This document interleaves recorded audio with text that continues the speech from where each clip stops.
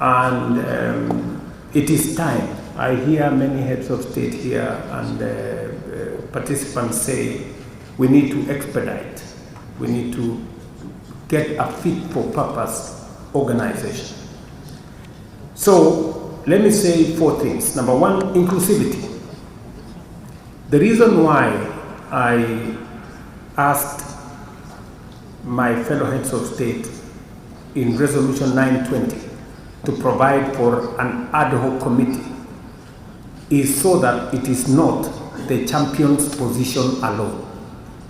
That whatever reform that I am pushing is the collective, inclusive. So the committee of the ad hoc committee is the Bureau of AU as is constituted, and another 5. So it was my position that to be able to move such a big process, you needed a wider participation of leaders. And that is why I didn't want it to be about the champion alone. That's why you say, let's create the ad hoc committee.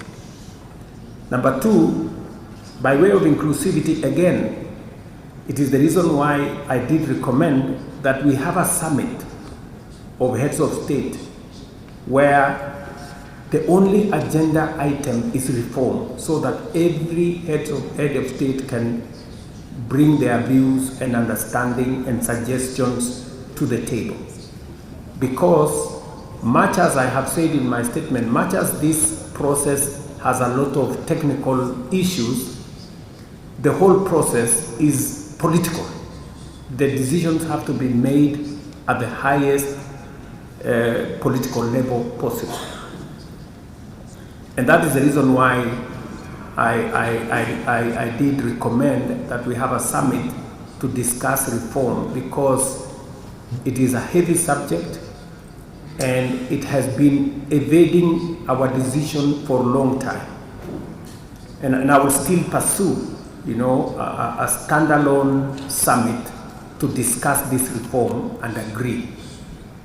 And then finally, I know I've had a very robust contribution from the floor here. And I like the recommendation that was made by Mauritius, that let us read the detailed report. If you can, I would really appreciate if I can have written, submissions on ideas, on suggestions, on perspectives to the Secretariat at the AU, so that we can process these suggestions from different countries, so that by the time we get to February, we have a document that carries the input, of heads of state and different countries. I know a lot has been said to the effect about cost. And I remember when we were reforming our education system in Kenya, we were told it's going to cost more if we change the education system. But then we got somebody who told us, if you think education is expensive, try ignorance. So if we think the AU is expensive because we want to make it effective, then let us have a non-effective union. It will cost us more than the money that we are talking about. That's number 1. Number 2, there are decisions that do not need any money, and they have been said by the representative of Eritrea. We have decisions on streamlining the agenda. We have decisions on categorization of decisions. We have decisions on, there are so many decisions that do not need money. Why are we using money as an excuse to delay decisions that do not need money? So I think we really need to make up our mind as to whether we want to reform this institution, and I think all the suggestions I hear from the floor point to the fact that we want to reform this organization, and we should. And I also hear everybody saying it is urgent. It is also true that it is urgent and necessary. So I think we should take this through. I would recommend to delegations here that if we can have substantive suggestions, recommendations on the different aspects. We have eight aspects there, so that we can process them. And just to allay the fears of maybe some delegations that maybe this document was arrived at without proper expertise being brought on board, I want to assure you that we brought in the best expertise.